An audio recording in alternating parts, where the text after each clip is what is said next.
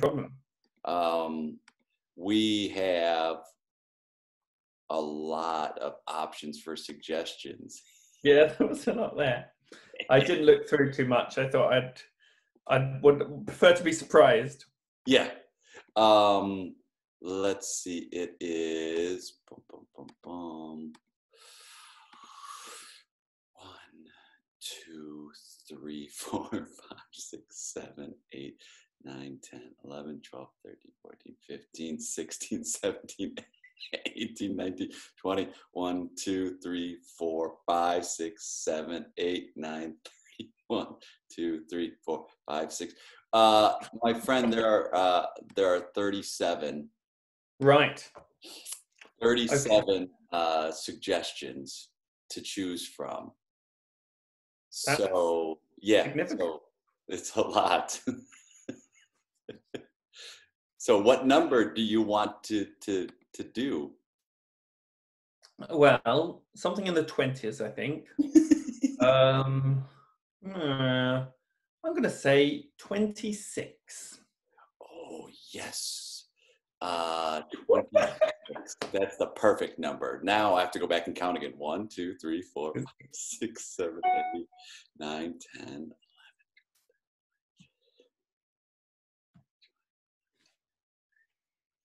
6. Okay, so this comes from Jeremie DayGlider, our friend who's in Barcelona. And the suggestion is the not famous / unknown member of Monty Python and their publicist. Clive, how you doing, buddy? How you doing? Yeah, still, I mean, surviving. Good, you know, good. Love to get my name out there a little bit more. Yeah. So I got some really exciting hot stuff I want to throw past you. And Sure. I want you to know, you've been great. You've been very patient during this whole process. Yeah. And I'm a big fan, right? Yes. I mean, you've been my biggest supporter. You've been wonderful. Really, you have. I mean, in terms of personal pastoral support to me, yeah. You couldn't be better. Couldn't be better. You're the best.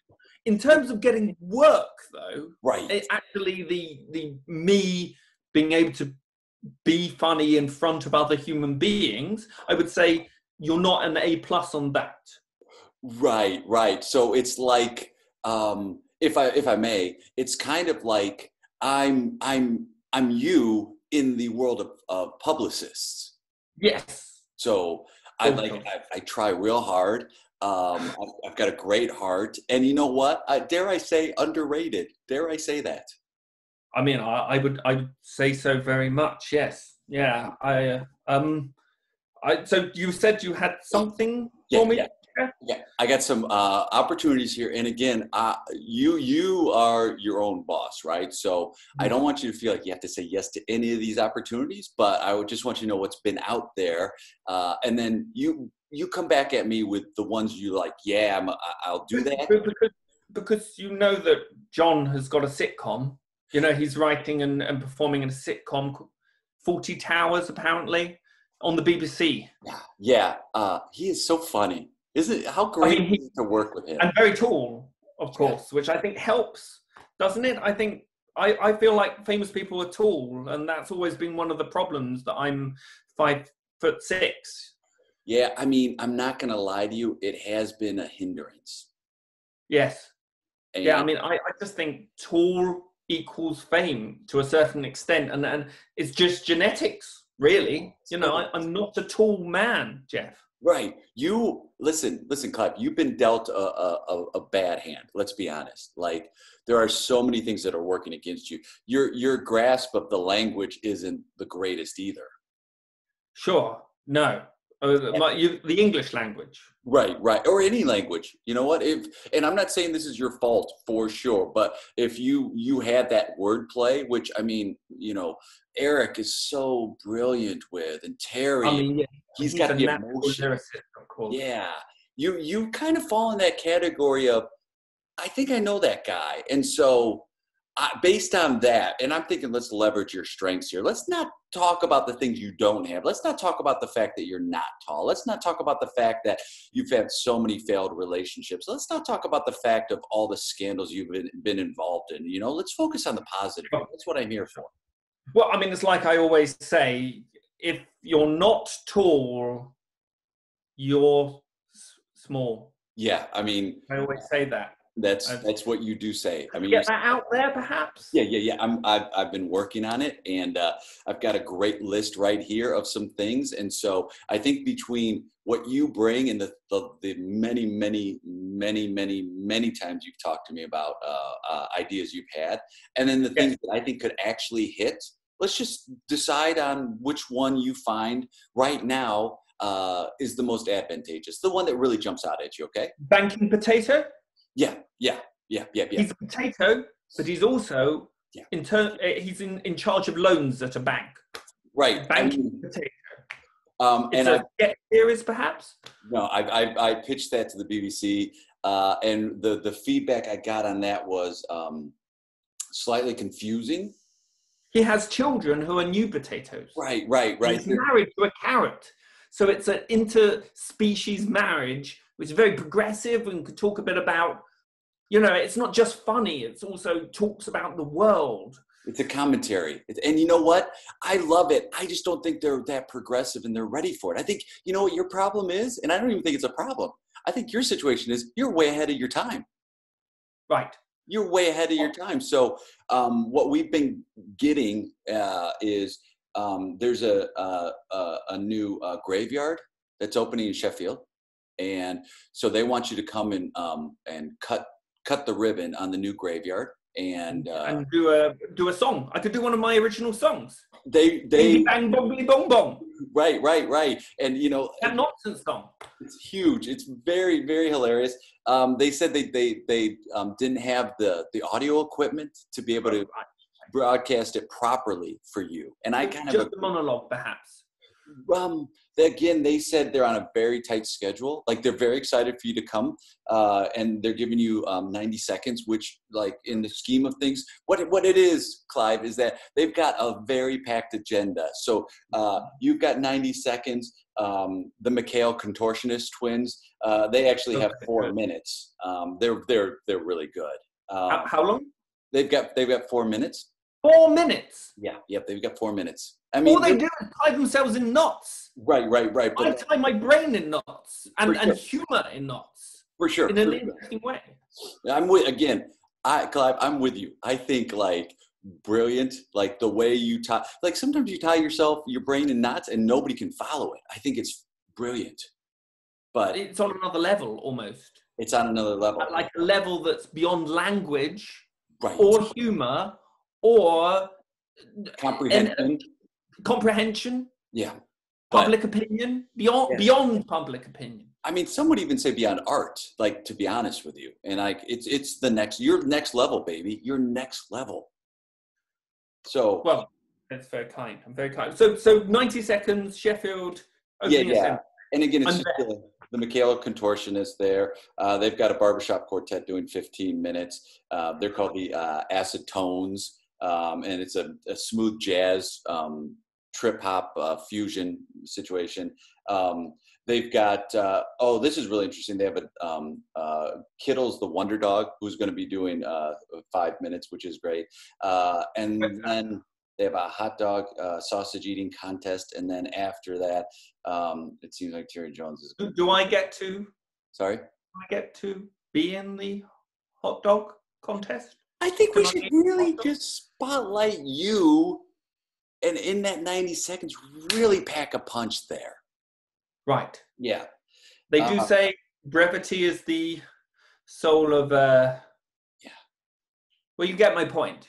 There you go again. There you go again. Really, it's solid. Like, a lot of times we're talking, I'm like, I know you got something, and like it's. I think it flies over most people's heads. I think you're good. I don't want to change you, baby. You're good. I mean, it flies over short people's heads, but tall people. Right, so just the callback to what we were talking about before about tall people. Just saying the word tall people is a callback. It's funny. You artists. So good. It's Jeff, so good. can I stop for a second and just ask about you've seen the final cut of Holy Grail now? I gotta tell you, it's brilliant. It is. How am I in Holy Grail? Well, as you know, I've seen the dailies, and then I've seen the final cut, and like when the camera loves you, Clive. The camera loves you. All right. So Kevin. Yeah. I mean, it just you pop on stage. You pop. I think you pop so much that you start to distract the viewer from Pull focus. Right, you're right. You pull a lot of focus from that story, and you're coming in. And don't get me wrong. Again, I'm not an artist. Like you do you. But when you came in, a lot of times you were doing really current references, and it wasn't. Accent, of course.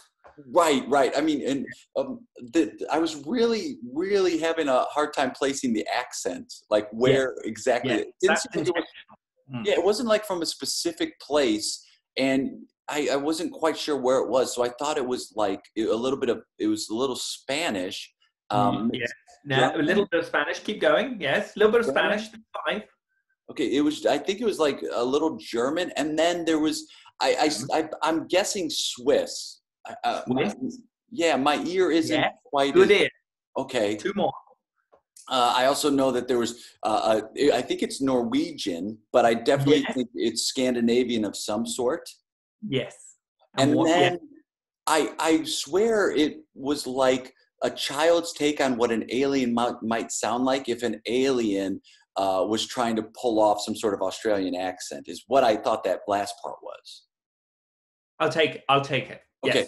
Yes. So, the thing about the Kevin is, of course, that the guys insisted that all my scenes were shot on my own, solo scenes. Yes, and they want to put out that on its own. They want to release it, but what they said is it's so artistic. They want to release it on its own, literally release it. Like they want to throw it right into the Atlantic. They want to release it that way. Classic. That was one of the terrors. Yeah. Terry suggested that. Big catapult. Hilarious.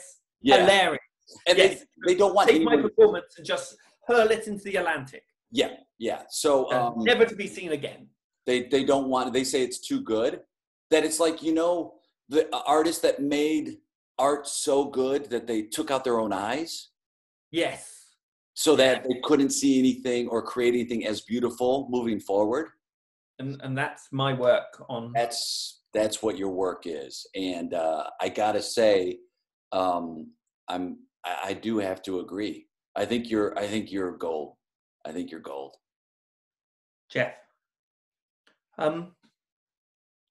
We've been friends and colleagues for a long time, and I know that our destinies are linked. That my success is your success. And there's a certain part of being an agent that is about, Jeff, it's about flattery and keeping your client positive when perhaps things aren't positive. And indeed, as an artist, they can't be all the time. Yeah. But I want you to look into my eyes now. Okay. And just answer this question honestly. No spin. Okay. Just 2 human beings talking. Okay. Am I talented?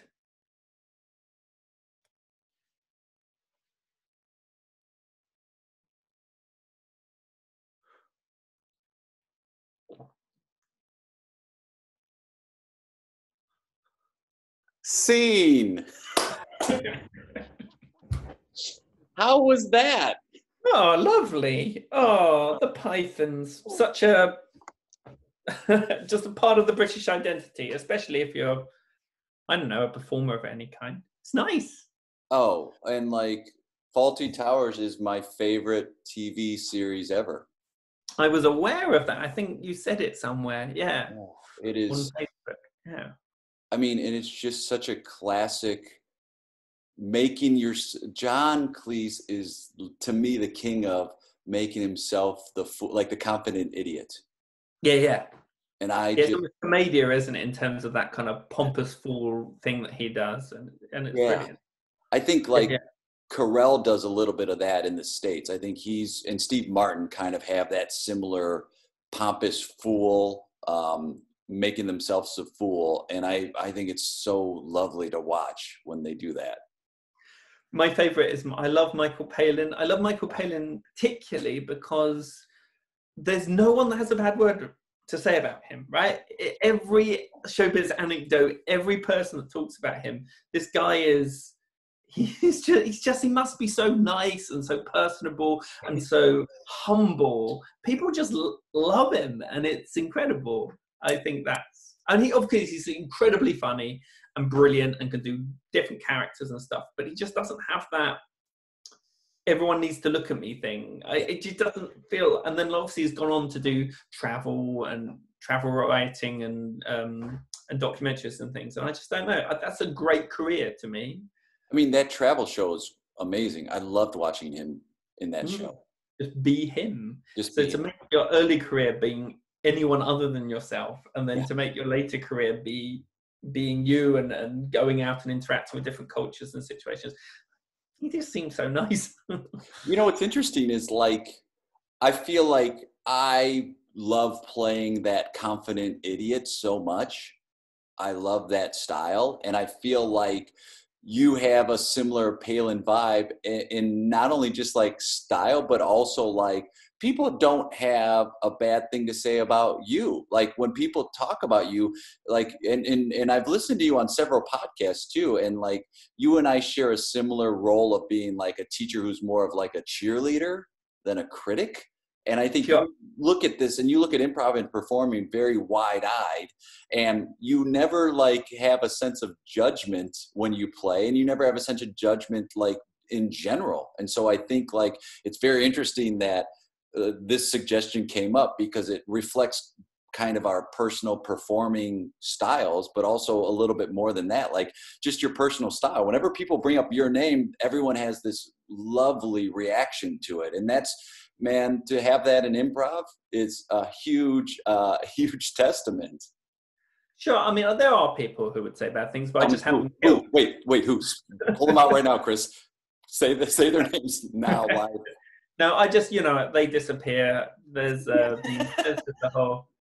whole network that I have for people that say bad things about me. Yeah, it's just the easiest way, isn't it? Just to pluck out the ones that don't like you and then just have them just fade away. Yeah, get out. I'm kicking you out of improv. But I guess, I think I've said this a lot. You've probably heard me say it, but I love Neil Gaiman, the author Neil Gaiman. Yeah. And he says, for any creative, really, you need three things. You need to be good at what you do. You've got to be reliable, so turn up on time, do what you say you're going to do. And the final one is be nice, be a good person, be someone that people want to be around. And then he says, actually, you can be any two of those things and you probably could still find success. Ideally aim for all three, but if you can be two of them, then that's great. And obviously you don't have that much measure of control over how good you are at anything, really. You can be have an inquisitive mind, and you can learn and always be up for doing more things, and that's how I guess you get better. But what you can control always is be respectful of people and turn up on time and get a reputation where you're reliable. Those things are within all of our reach. So I really took that to heart when I heard it. Be nice, be reliable, and then if you're good, that's a lovely bonus, but it's sort of people still want to work with you if they like you and they know that they can rely on you. Yeah, and that whole thing of be good in art especially, it's all subjective. So you're right, those first two things you can control. And if you show up on time and you're nice and you don't complain and you don't moan and get in these little cliques, where you're complaining about something or someone.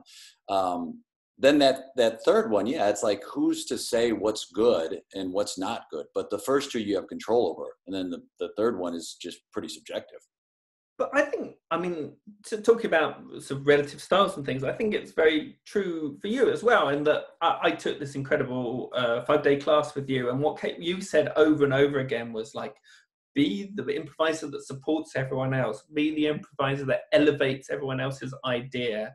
Like, have fun, get off and like making other people brilliant all the time. And what's doubly great, and I'm sure anyone who's watching who's ever had an improv teacher, is like that we could see every evening, we got to see you perform several times, right? And you actually took that credo and then put it into performance as well. And I always think, I think that's really interesting, this thing that in improv we have the ability to make other people great, or to help them be great, to show their greatness. And so that's something that I've been really thinking about since I took your class, and like, how can we be that person? And of course there's, you know, people, if you get good at that, people want to play with you and stuff as well, which is excellent. But that's not the reason we do it. The reason we do it is because if everyone is pulling for everyone else, that's the community we want to live in. Oh yeah, thank you so much for that. Like, it was stressed upon me early on, or maybe not even stressed upon, but I found that that's the way, the easiest way for me to get out of my head is to like focus on making their idea look good. And I heard this a couple weeks ago. Somebody said, don't worry about getting the laugh, but try to give the laugh. And I'm like, oh, that's a really, really hip way to look at it. Is like, try to set that other person up, and then you're going to be fine. Because like, you know, funny, it's like, funny or not funny, you got a 50% shot, and even less sometimes of like, I'm funny. But if you could set that other person up, and those are the ones, and I think the true testament is not like the great groups you're in or the great shows you're in. The true testament is like, who wants to play with you? And if you're constantly being offered opportunities to play, that's a great compliment. People enjoy being with you because, as you know, most of the time it's the stuff before and after shows that are the most fun. It's not just the show. Sure. Yeah. It's the traveling to the gig in the car and the stupid games on the way home as well. It is true that a lot of us have remained in this art form for so long because of all the stuff around. I mean, the shows are great. When the shows are great, they're so great. Yeah. But it's the people, and it's the time to hang out with each other, and that's so important. And I think really why I love festivals. I love improv festivals. Yes. And it's just like a condensed form of that. Like every day we're just going to take classes, we're going to watch shows, and we're going to make each other laugh in between those tentpole moments. Yes. And we'll do that for a week, ideally in a beautiful country that we haven't visited before. I mean, it's just the best. It's so good. And it's so good because then you start seeing those people too you haven't seen in a while, who you only really see at times at those festivals. And then that memory becomes so much more important because everything's condensed and everything's so much heightened, and it's like camp. It's like you're going to this camp with your friends. Yeah. And there's this idea that friendship, when you get down to it, is being able to turn to someone else and say, do you remember when? Like, as soon as you can turn to someone and say, do you remember when we did something? Then that is the basis of friendship, to be able to build those times, those memories, those kind of touching points where you can both say, we were there doing that. And improv provides so many of them all the time. Like, we're very lucky. We're very lucky. And it's so, I was so lucky to have those 5 days working with you and seeing you, and having this opportunity now is a big thrill for me to get together. And like, I've always admired your style of play and your sense of fun. And like, you know, I'll never forget that the first time I saw you, you were with the Maydays at the Barcelona Improv Festival, and you all were doing Happily Never After, which is a fully improvised musical Tim Burton style. And you took on the role of being the villain in that show. And I was like, oh my God, he's setting up himself to get it in the end. You took on that. And not a lot of people want to take on the role of the villain. They want to be mean. they don't mind doing that, but they don't realize, oh, this is going to make the show look good. And that show was, I still reference it now. It's like, it was such a beautiful theatrical show with 4 just talented people who were working so well together. So like, I'll never forget that show, man. It's one of the top 5 shows I've ever seen.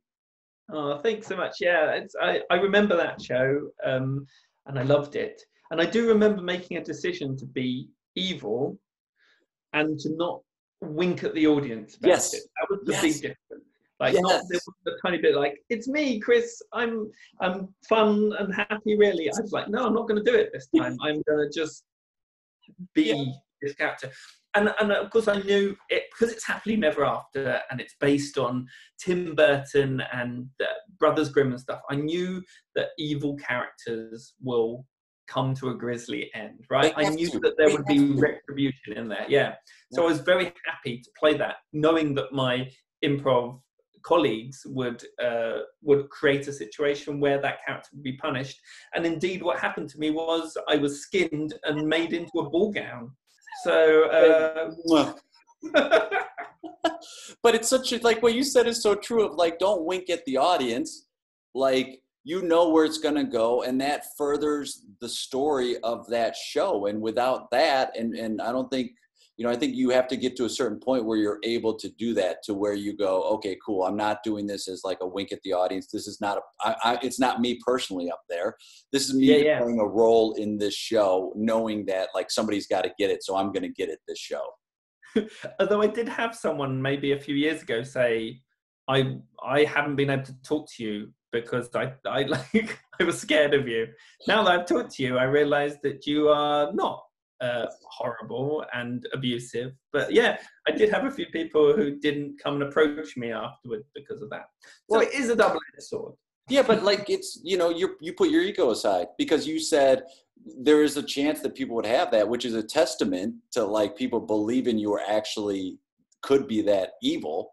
And then you said, well, for the good of the show, I got to do that. I got to put that aside. So I thought it was amazing. And I thought like, yeah, at the end, you could hear the audience as it was revealed what was going to happen to you. It was this wave of like, ah, and like, you all got a standing ovation. Like, it was this, it wasn't like a standing ovation of a couple people, then everyone feels inclined to stand. It was a standing ovation of lights went down and then bam. Like, it was like the theater. It was theater in that moment. So like, it was one of those shows where you go, there's no way you didn't know what was happening. It's like, no. It just unfolded along the way. So a big fan, huge, great stuff.